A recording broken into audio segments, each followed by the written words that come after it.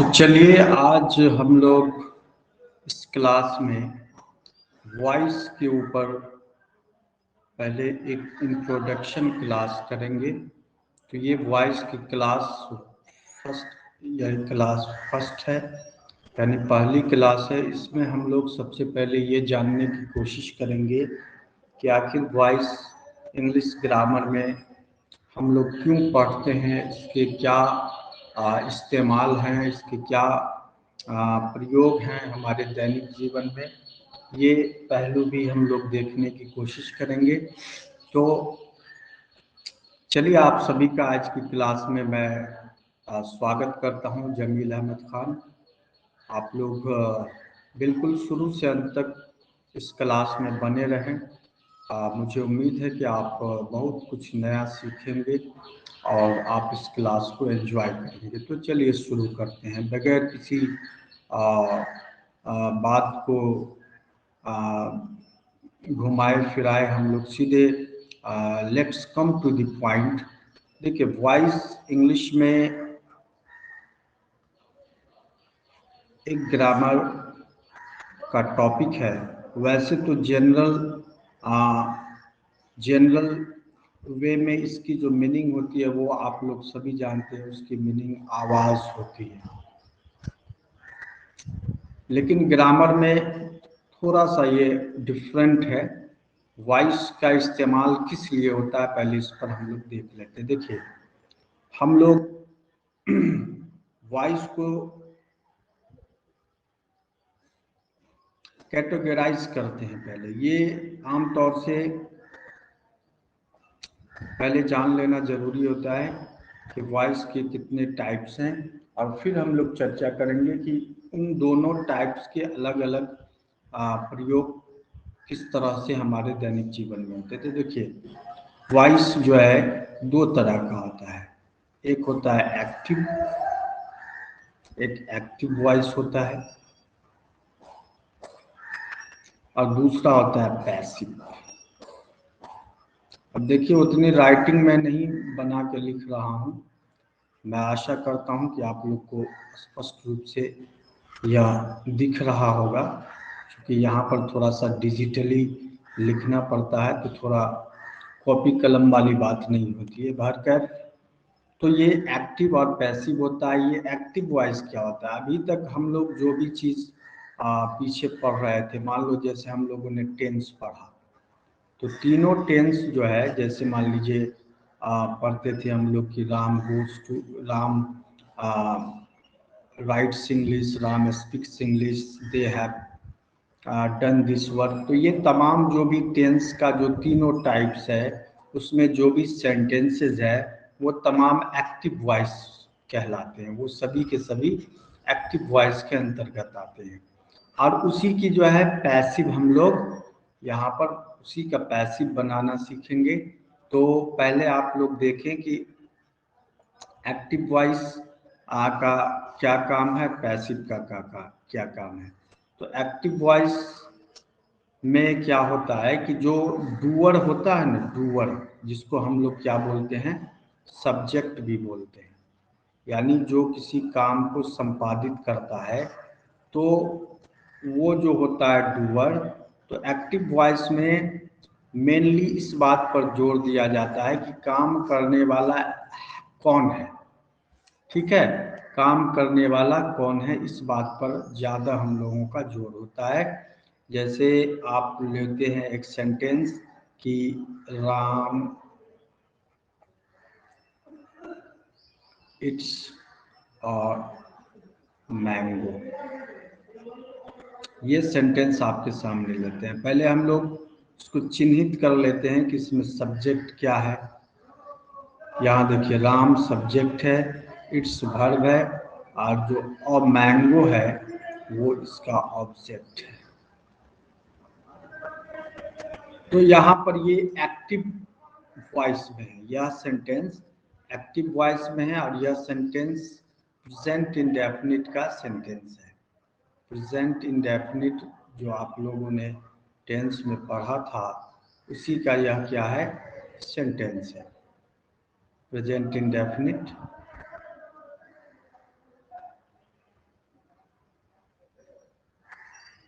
Present indefinite का यह क्या है, सेंटेंस है। तो यहाँ पर देखिए इस एक्टिव वॉइस में फोकस किस पर है, राम पर, कि आम के खाने का जो काम वह कौन करता है, तो राम करता है। लेकिन जब इसको हम लोग पैसिव में ले जाते हैं तो हमारा मकसद एक्चुअली यह होता है कि आम कौन खाता है इस पर ज़्यादा ध्यान देने के हम लोग इस पर ज़्यादा ध्यान देते हैं कि काम क्या हो रहा है। काम तो ये हो रहा है भाई कि a mango is eaten, a mango is eaten किसके द्वारा, तो बाय राम। अब यहाँ पर आप बाय राम दे भी सकते हैं, नहीं भी दे सकते हैं, डिपेंड करता है रिक्वायरमेंट पर। तो मेनली यहाँ फोकस किस चीज़ पर है कि काम क्या होता है।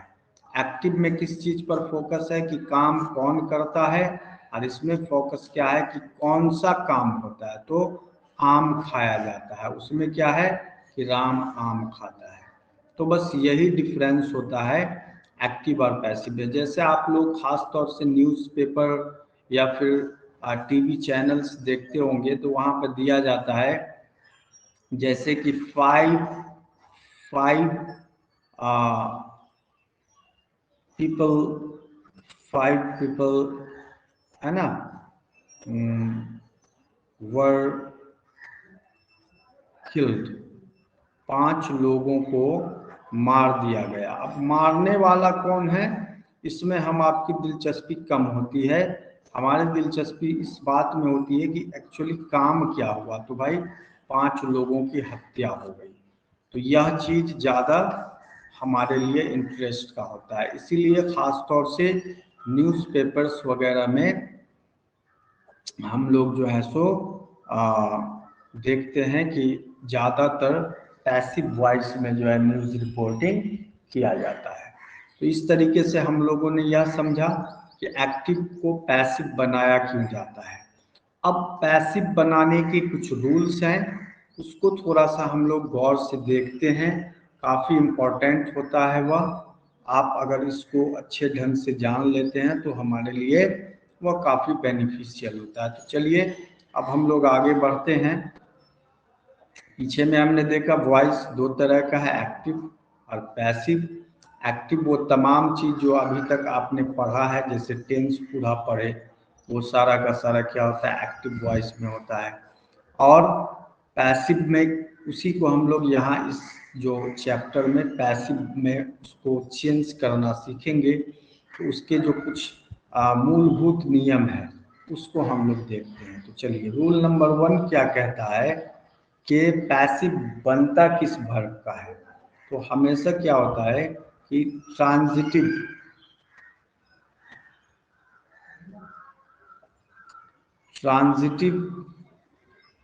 वर्ब्स के ही पैसिव के ही पैसिव बनाए जाते हैं। पहला नियम ये है।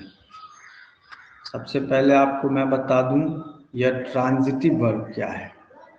ट्रांजिटिव वर्ब किसे कहते हैं, देखिए ट्रांजिटिव वर्ब बोलते हैं सकर्मक क्रिया को, हिंदी उसकी होती है सकर्मक क्रिया।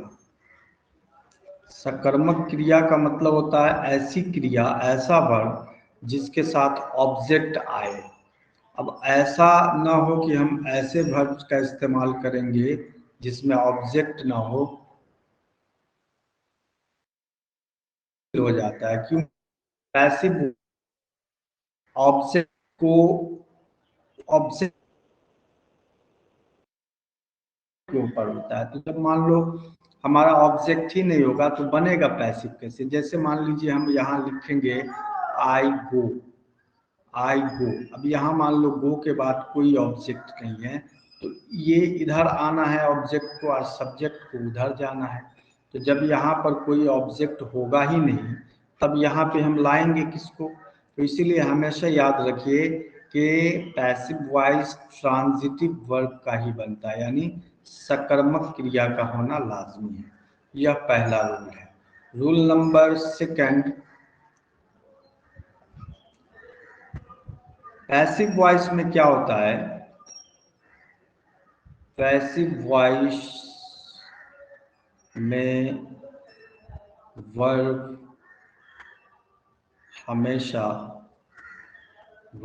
हमेशा क्या होता है?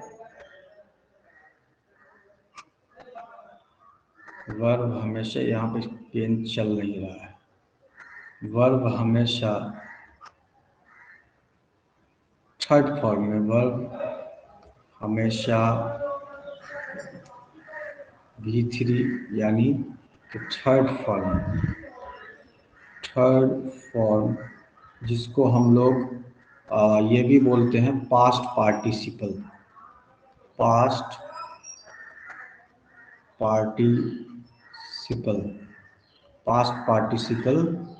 फॉर्म में रहता है। इस चीज को अच्छे से आप याद रखिए। हमेशा पैसिव वॉइस में जो वर्ब होता है वो अपने थर्ड फॉर्म में, यानी इसको ग्रामर में कहा जाता है पास्ट पार्टिसिपल फॉर्म में रहता है। ठीक है। वर्ब का चाहे कोई भी रूप होगा एक्टिव में, पैसिव में जाने के बाद वह थर्ड फॉर्म में आ जाएगा। एकदम इस बात को आप बिल्कुल दिमाग में घुसा लें। ठीक है। तो आशा करता हूं कि आप लोग के माथे में ये सारी बात जा रही होगी। अब अगले रूल की तरफ बढ़ते हैं। रूल नंबर 3 ये कहता है कि सब्जेक्ट और ऑब्जेक्ट का एक तरह से समझिए कि इंटरचेंज यानी रिप्लेसमेंट होता है, मतलब एक दूसरे के स्थान को ग्रहण करता है। और यह सबसे इम्पोर्टेंट रूल भी। अब देखिए यहाँ पर मैं आपको लिख रहा हूँ एक सेंटेंस, जैसे लिखता हूँ मैं कि मोहन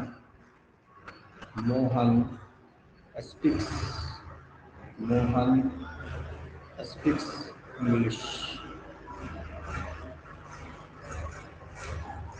यहाँ पर आप देखिए मोहन क्या है? सब्जेक्ट है, स्पीक्स क्या है? वर्ब है, इंग्लिश क्या है? ऑब्जेक्ट है। तो ये क्या होता है कि हमेशा ये कॉमन रूल है, सभी में लागू होगा। ये महाशय इंग्लिश उठ के यहाँ चले आएंगे और ये महाशय उठ करके चले जाएंगे ऑब्जेक्ट की जगह। अब बीच में वर्ब है, तो इन मोहतरम को हम लोग बनाना सीखेंगे कि कैसे चेंज करते हैं। तो सबसे पहले इसको आप समझिए। जब एक्टिव में अगर ऐसा है इधर आ जाए और ये सब्जेक्ट इधर, देखिए यहाँ पर क्या करते हैं हम लोग इंग्लिश लिख देंगे। जब हम लोगों को पैसिव में बदलना होगा, इंग्लिश उठ के आ गया, मोहन उठ के चला जाएगा ऑब्जेक्ट की जगह। चलिए मोहन लिख दीजिए यहाँ, और उससे पहले ये हमेशा बाय ले लेता है।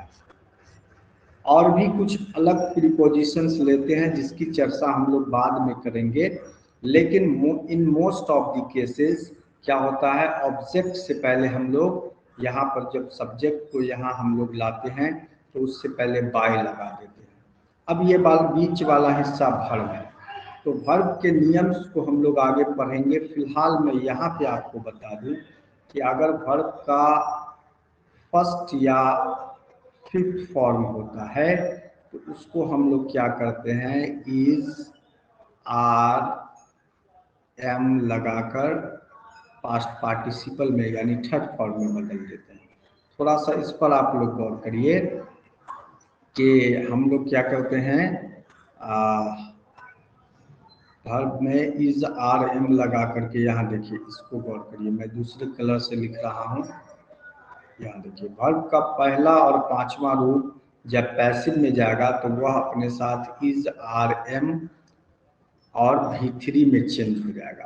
तो ये इज आर एम इसके हिसाब से हम लोग रखेंगे। मान लीजिए इंग्लिश क्या लेगा, इज लेता है तो यहाँ लगाओ इज। स्पीक का जो थर्ड फॉर्म होता है वो हो जाता है स्पोकन।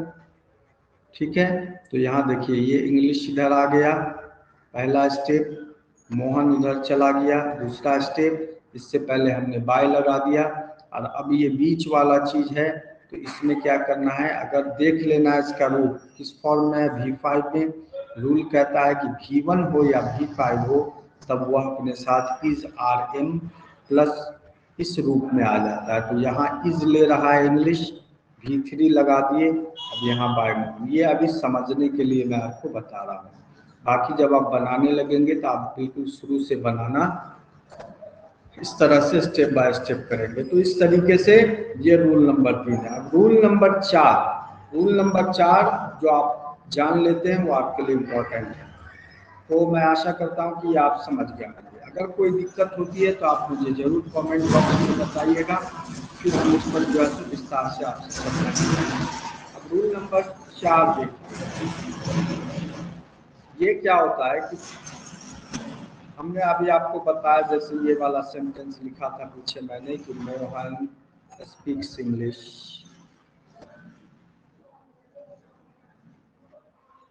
ये देखो मोहन स्पीक्स इंग्लिश, यहाँ पे पेन नहीं चल रहा है। अच्छा चलिए यहाँ इसको हम हटा देते हैं।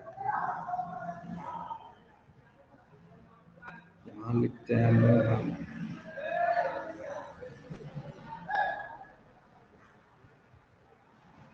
स्पीक्स इंग्लिश, ठीक है। अब दूसरा सेंटेंस एक और लेते हैं। यहाँ पर लेते हैं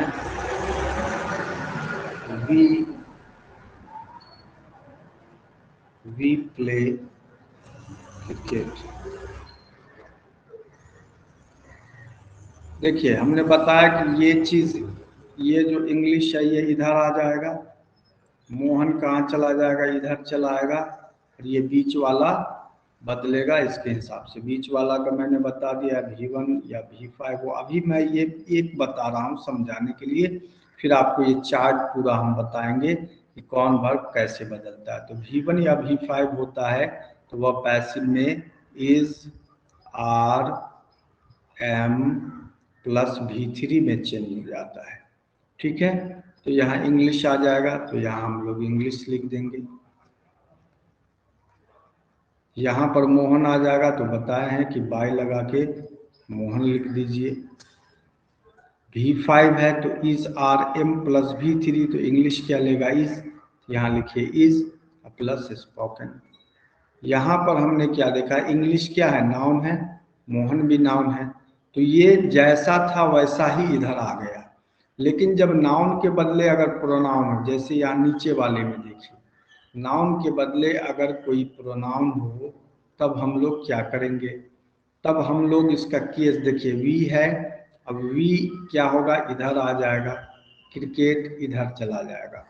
तो अभी तो वी क्या है, हमारा सब्जेक्ट है, अब यहाँ इधर ऑब्जेक्ट हो जाएगा आके, तो इसका केस बदल जाएगा, यानी यह सब्जेक्टिव केस से ऑब्जेक्टिव केस में आ जाएगा। यानी वी का ऑब्जेक्टिव केस होता है अस, और इससे पहले क्या करेंगे, बाय लगा देंगे, तो ये इधर आके हो जाएगा बाय अस। और क्रिकेट यहाँ क्रिकेट ही रहेगा क्योंकि यह नाउन है, नाउन में कोई परिवर्तन नहीं होगा। अब यहाँ बीच में क्या V1, तो देखिए यहाँ V1 या V5 is R M plus V3, तो V1 है यह, तो क्रिकेट क्या लेगा, इज लेगा, तो इज प्ले का जो है V3 हो जाता है प्ले। तो यहाँ मैं आपको समझा रहा हूँ कि वी बदल के हो गया अस, क्यों, क्योंकि अब यह सब्जेक्ट से आ गया ऑब्जेक्ट की जगह, तो इसका केस क्या होगा, ऑब्जेक्टिव होगा।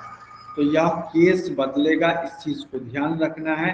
अब केस की मैं सूची आपको दे रहा हूँ अगले पेज में, आप उसे अवश्य देख लेंगे। देखिए यहाँ पर हम लोग लिखते हैं केस, ठीक है। केस पहले भी आप लोगों से बताया है। यहाँ पर हमें दो ही चीज को याद रखना है, एक याद रखना है सब्जेक्टिव केस,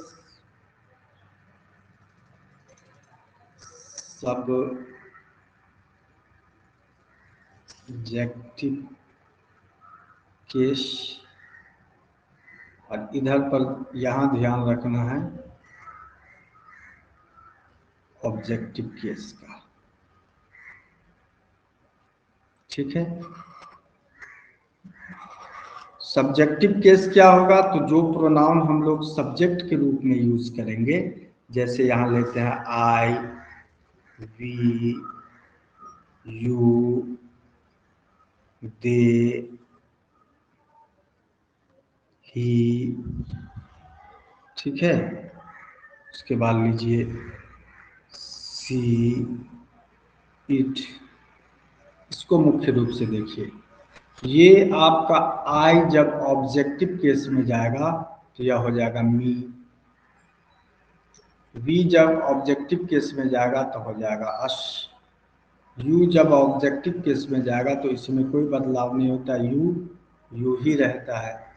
दे जब जाएगा ऑब्जेक्टिव केस में, यह हो जाएगा देम। ही जब आएगा ऑब्जेक्टिव केस में तो हो जाएगा हिम। सी जब आएगा ऑब्जेक्टिव केस में तो हो जाएगा हर। इट जब आएगा ऑब्जेक्टिव केस में तो यह इट जो है इट ही रहता है।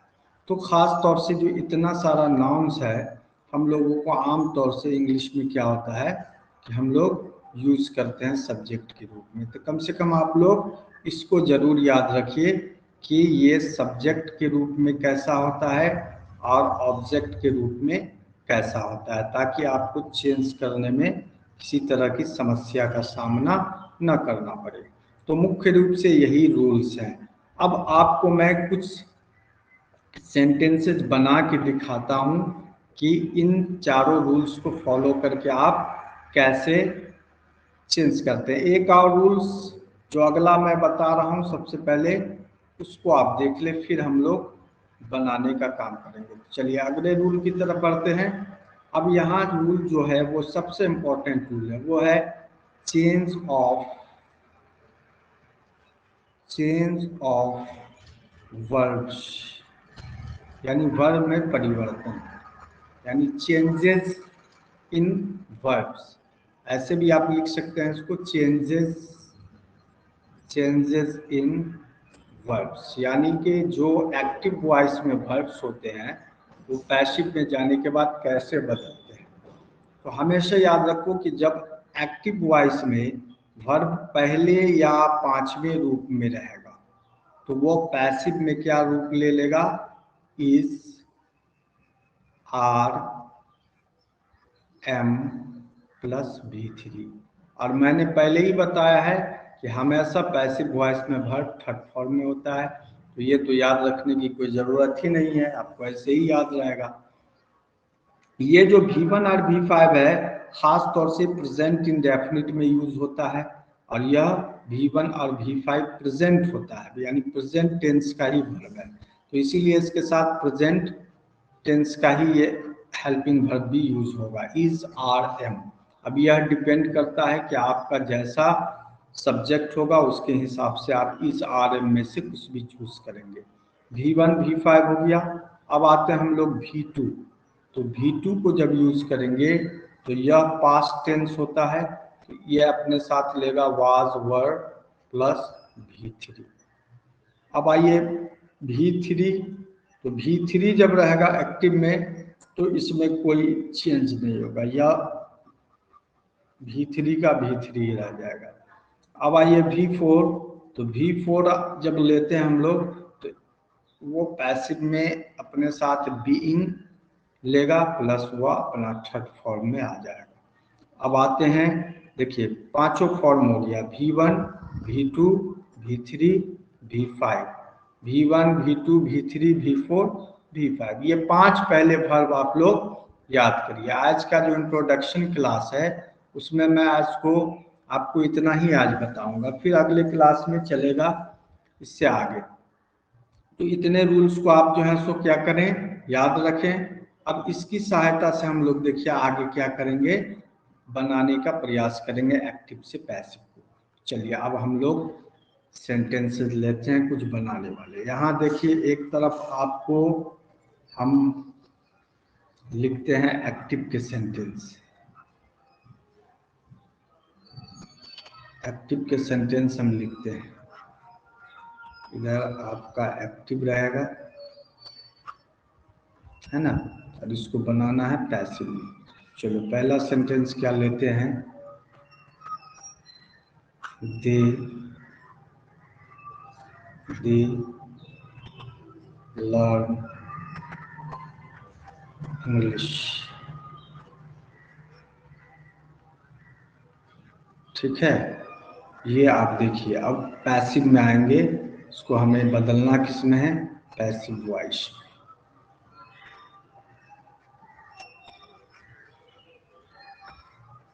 तो सबसे पहला नियम क्या लागू करना है, इसको इस तरह से चेंज करना है। ठीक है, तो यहाँ इंग्लिश को लाइए, इंग्लिश नाउन है तो इंग्लिश जस्ट इंग्लिश लिखा जाएगा। दे सब्जेक्टिव केस में है, तो आपको पीछे मैंने बताया है कि पीछे आपका जो यहाँ देखिए दे है, जो दे का क्या होता है ऑब्जेक्टिव केस, देम होता है ना। तो हम लोग क्या करेंगे, इसको दे को बना देंगे देम और इससे पहले बाय लगा देंगे, तो बाय देम। अब यहाँ देखिए लर्न क्या है, V1 है, वर्ब का फर्स्ट फॉर्म। तो आप लोगों को पीछे पढ़ा चुके हैं कि V1 या V5 रहे तो इस चीज़ को यूज़ करना है, is R M plus V3। तो चलिए अब यहाँ V1 है तो हम इंग्लिश लेगा इज, तो इंग्लिश इज, और लर्न का थर्ड फॉर्म होता है लर्नड, तो English is learned bye them. हो गया हमारा, ये पैसिव में बदल गया। ठीक है, फिर अगला सेंटेंस लेते हैं एक,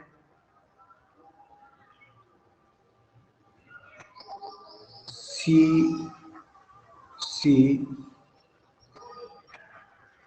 सिंग्स अ सॉन्ग।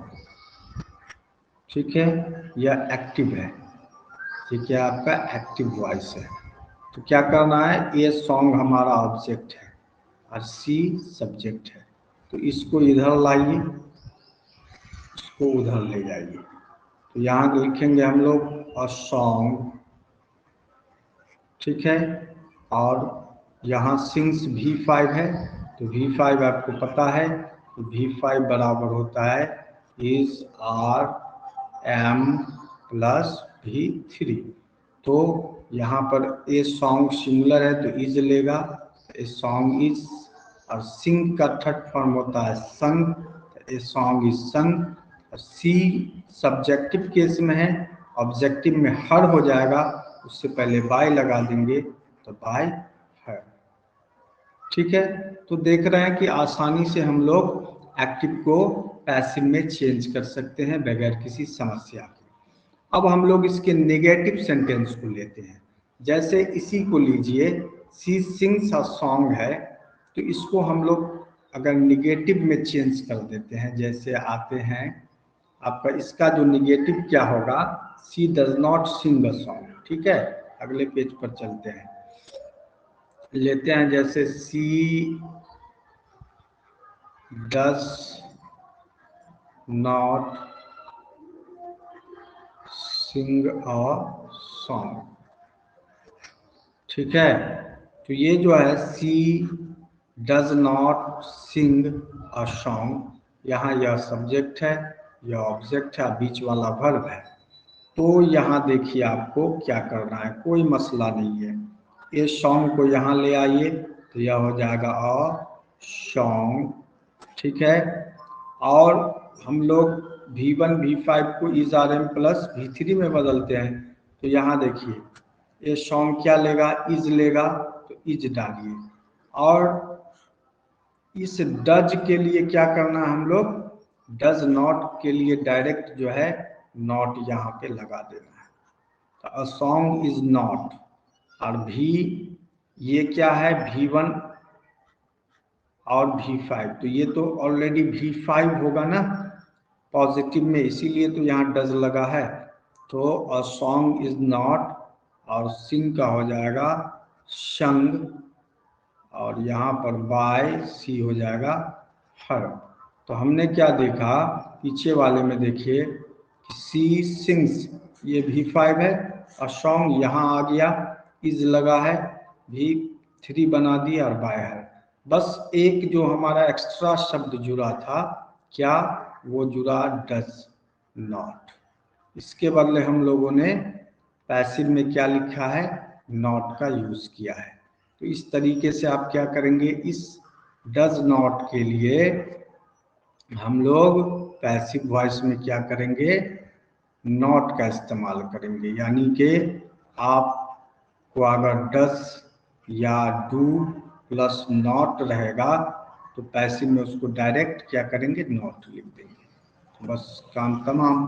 फिर एक लेते हैं, जैसे वी डू नॉट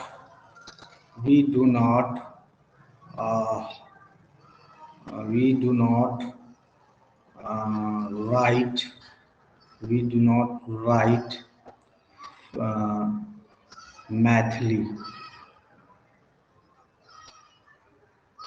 मैथिली। ठीक है। तो यहाँ पर आप मैथिली को क्या करेंगे, इधर लाएंगे। तो हम लोग लिखेंगे कि मैथिली। अब यहाँ देखिए, डू और डज को हम लोग क्या बनाना है, केवल नॉट। तो पहले आप देखिए यहाँ पर इज लगाएंगे, है ना, इज लगाएंगे तो मैथिली इज नॉट राइट क्या हो जाएगा, रिटन बाय। ठीक है। तो सिंपल सी बात है कि आपका जो ये V1 और V1 और V5 जो है, जब निगेटिव में आएगा, यानी इसके साथ डू या डज प्लस नॉट लगा होगा, तो हम लोग क्या करेंगे, इज आर एम, यानी इसको जब हम लोग बदलते हैं ना, तो is R M plus V3 होता है, तो इज आर एम रहेगा ही, प्लस इसमें क्या करना है, नॉट लगा देना है। ठीक है। तो बस इस चीज़ को आप याद रखिए। तो यहाँ से आपका निगेटिव सवाल आसानी से बन जाएगा। अब आते हैं हम लोग इसके इंट्रोगेटिव पर, इंट्रोगेटिव सवाल पर आते हैं। तो इंट्रोगेटिव में क्या होता है, खास तौर से अभी मैं आपको सिर्फ और सिर्फ प्रेजेंट इंडेफिनिट के सेंटेंस बता रहा हूँ। एक सेंटेंस को आप अगर अच्छे से समझ लेते हो तो बाकी आगे का तमाम जो है प्रक्रिया आसानी से आपको समझ में आ जाएगी। इसलिए अभी एक पर मैं आपको लिमिटेड रख रहा हूँ। तो प्रेजेंट इंडेफिनिट में जो खास तौर से क्वेश्चन वाला वाक्य शुरू होता है, वो होता है डू या डज से, तब होता है सब्जेक्ट, तब होता है V1, तब होता है ना, ऑब्जेक्ट। ये फॉर्मेट में रहता है। इसको जब हम लोग पैसिव में बदलेंगे तो इस डू डज के लिए क्या करेंगे, यानी डू प्लस डज को हम लोग इज आर एम में बदल देंगे। ठीक है। और बाकी जो V1 और V5 के साथ V3 में चेंज होता है, इज आर एम लग के, तो वो तो करना ही है। तो is R M plus V1, देखिए V1 और V5 में is R M plus V3 लगता है, तो इज आर एम तो ऑलरेडी यहाँ आ गया, इसके बदले तो अब क्या बचा, सिर्फ V3। तो अब इसको देखिए, एक सेंटेंस लीजिए, जैसे do you play cricket, do you play cricket, question mark. अब यहाँ देखिए, डू यू प्ले क्रिकेट, तो डू डज के लिए क्या करना है, हमें इज आर एम का इस्तेमाल करना है। तो अब कैसे समझेंगे इज आर एम देना है, तो इस ऑब्जेक्ट को देखिए, ऑब्जेक्ट सिंगुलर है प्लूरल है, क्या लेगा, तो ये क्रिकेट है, इज लेगा। तो यहाँ पर लिखिए इज, अब ये क्रिकेट इधर आ जाएगा, यू क्या होगा, उधर चला जाएगा, तो इज यहाँ लिखिए क्रिकेट, और V1 है तो यहाँ हो जाएगा प्लेड, तो इज क्रिकेट प्लेड, और यू हो जाएगा बाय यू। तो आशा है कि आप लोग इन तमाम चीज को समझ गए होंगे। अगर डू डज से पहले कोई WH वर्ड लगा हो तो बस इज से पहले उसको हम लोग लगा देंगे, बाकी तमाम चीज ऐसा ही रहेगा। तो चलिए आज के लिए इतना ही। फिर अगले वीडियो में आप लोगों को मैं इससे आगे पूरे टेंस को बताने की कोशिश करूंगा, और मुझे आशा है कि आपने इस वीडियो को एंजॉय किया होगा। आप को अगर ये अच्छा लगे तो अपने दोस्तों में ज़रूर शेयर कीजिए, और फिर मिलते हैं अगले वीडियो में। तब तक के लिए बाय बाय।